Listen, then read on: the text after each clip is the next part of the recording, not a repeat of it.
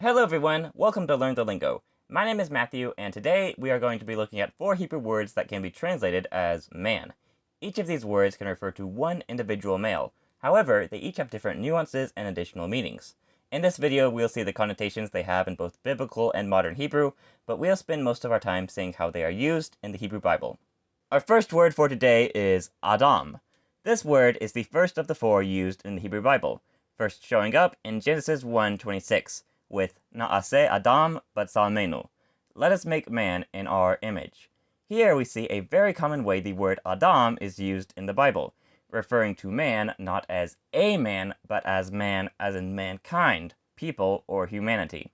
We see this usage in many other biblical passages, such as Ecclesiastes 12:13, this is for all mankind, Adam, and Deuteronomy 8:3, man, Adam, shall not live on bread alone.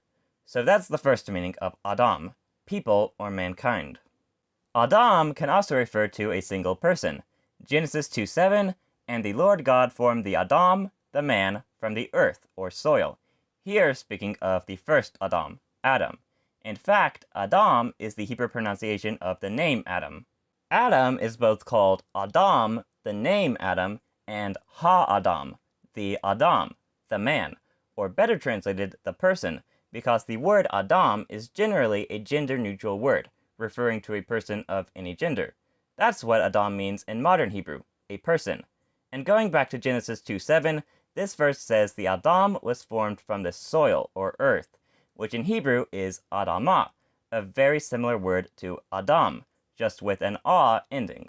Leviticus 1:2 also uses the word Adam to refer to a person with when a person, Adam, of you, brings an offering. Let's see a few phrases and comparisons in the Bible that use the word Adam. Adam is commonly used in the Bible as a counterpart to the word behemah, beast, in the common phrase man and beast, as in Exodus 8:17, and the lice were both on man, Adam, and beast, behemah. In contexts like these, we may choose to translate Adam as people instead of man. Adam is also used as a counterpart to the divine. 1 Samuel 15:29, the Eternal One of Israel does not lie or change his mind, for he is not an Adam, a man, to change his mind. And Ezekiel 28:2, Va'ata Adam v'lo El, but you are an Adam, not a god. Another way Adam is used in the Bible is in reference to human likeness. Ezekiel 1:5, Demut Adam lahena, they had a human likeness, a likeness of Adam. Finally, Adam is used in the very common expression Ben Adam, literally son of man, which means human being. This expression is used commonly in both modern and biblical Hebrew, and it appears very frequently in the book of Ezekiel, where God refers to Ezekiel as Ben Adam, son of man, or human being. So that's Adam. Our next word is Ish. Ish is first used in the Bible with its feminine counterpart Isha, woman, in Genesis 2:23. This one shall be called Isha because she was taken from Ish.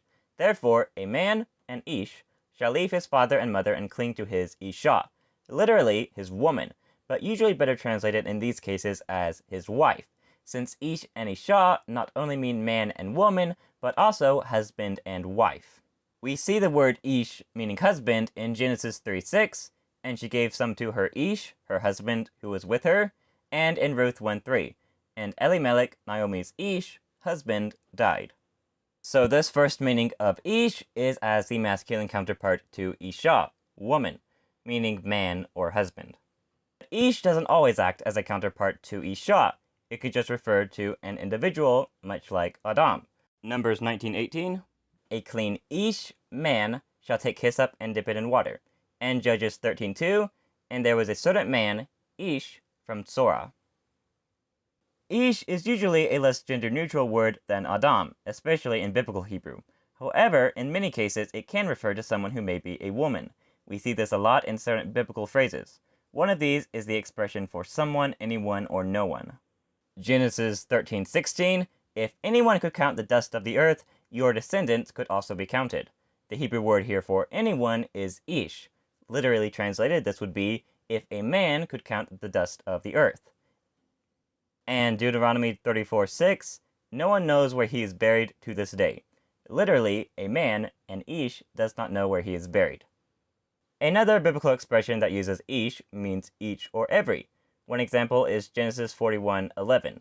Each of us had a dream with its own interpretation. The word here for each is ish. And 1 Samuel 10:25. Samuel sent away all the people to their homes. Literally, Samuel sent away all the people, a man, an ish, to his home.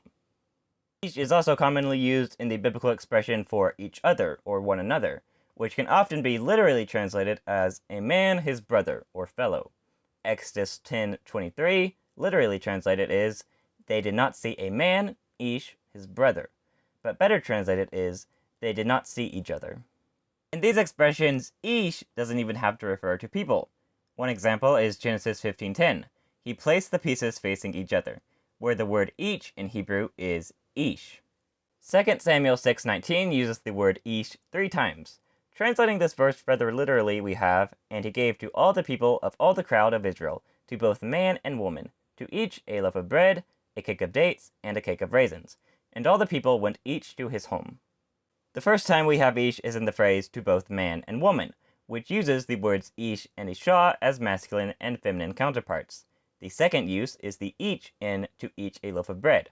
Here, ish is being used in a gender-neutral way, speaking of both men and women individuals. The third ish in this verse also has this meaning, in all the people went each, ish, to his home. Again, talking of both men and women. And before we move on to the next word, here's another interesting use ish has in biblical Hebrew. The expression ish ish, man man, literally, is quite common in the Bible. One meaning this has is anyone. Leviticus 17:3, anyone, ish ish, from the house of Israel. Ish ish can also be used when one man is taken from every group of something. Numbers 1:4, and there shall be with you ish ish lamateh, one man from every mateh, tribe. And one more meaning of ish ish is each one. Numbers 4:19, and they set each one, which is ish ish, of them over his own service. So the word Adam is a gender-neutral word, and ish also can be, especially in modern Hebrew. So if you really want to emphasize that you are talking about a man, you should use the word Gever. This goes for both biblical and modern Hebrew. The root of the word Gever has a connotation of strength. A related word is Gibor, which means mighty man or hero. Deuteronomy 22:5 uses the word Gever to emphasize that it's talking about a man in a woman shall not wear the clothing of a Gever, a man. 1 Chronicles 23:3 also has the same meaning, and the number of all their men were 38,000. Men here is Gabarim, the plural of Gever, since here they are referring specifically to men. In the Bible, Gever is also used poetically, so you can find it a lot in poetic books, especially the book of Job. Numbers 24:3, the poetic prophecy of Balaam, Na'um ha-Gever shatum ha'ayin, the speech of the man, the Gever, whose eyes are opened. And Job 34:7, who is a man, a Gever, like Job. And also Psalms 34:8, blessed is the Gever, who taketh refuge in him. And last of all, the word Enosh. Enosh is the rarest word of all these four, and is usually found in biblical poetry, where it emphasizes the mortality and insignificance of man. Job 4:17, can Enosh be more righteous than God? And Job 7:17, what is Enosh that you magnify him? Also Psalm 8:4, what is Enosh that you remember him? And Psalm 103 verse 15, Enosh, his days are like grass. The word anush comes from the same root as Enosh. This word means incurable and is found in Jeremiah 30 verse 12. Your wound is anush, incurable. Enosh is a rare word in modern Hebrew where it is used to refer to man as opposed to the divine. And so those are 4 words, Adam, Ish, Gever, and Enosh. The word Adam means person in both biblical and modern Hebrew, and in biblical Hebrew it also is used to refer to mankind. The word Ish can mean man as opposed to Isha, woman, but it can also mean an individual, especially in modern Hebrew and in certain biblical phrases. The word Gever emphasizes the masculinity of a man, and Enosh emphasizes his insignificance and mortality.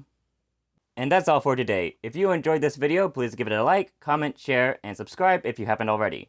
If you have subscribed, thank you so much for helping me reach over 250 subscribers. I really appreciate it, and I hope you're enjoying the videos. And I'll see you in the next one. Goodbye.